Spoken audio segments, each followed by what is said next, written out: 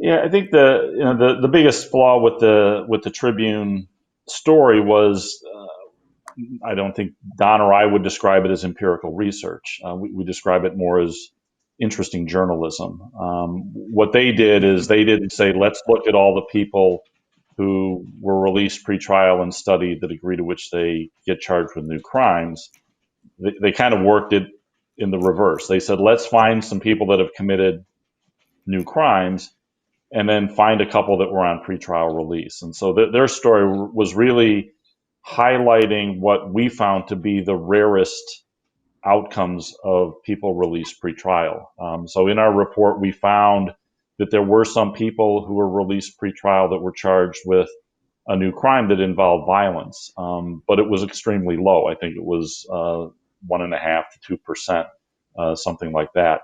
Um, Reading the Tribune story, you would leave with the impression that it wasn't 1.5 or 2%, but rather it was 100%, right? So I think the limitation with the Tribune story, it was really just picking some cases and portraying those as though they were the norm and not really putting them into context.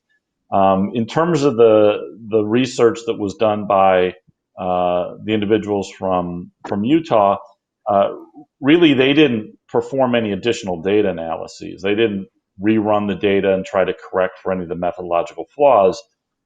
Rather, they just made some extrapolations. They made some extrapolations based on what are national recidivism rates of people released from prison, and argued that the recidivism patterns of people released from jail would look the same.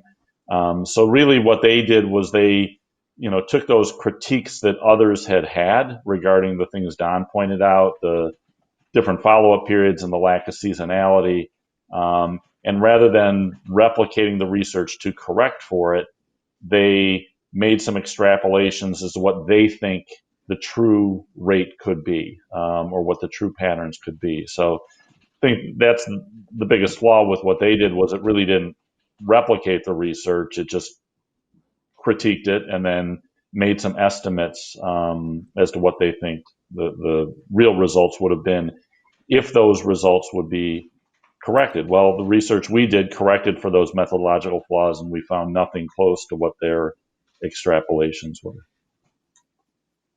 Yeah, and this is me going back, and I've harked since I've done this, and I used to hark all the time.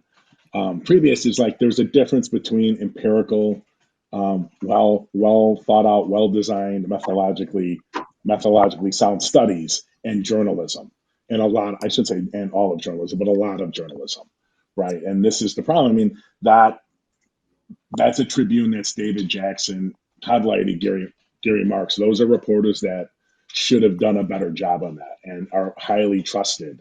And when they don't, that that misinforms the public. We've seen the repercussions of that recently in our country.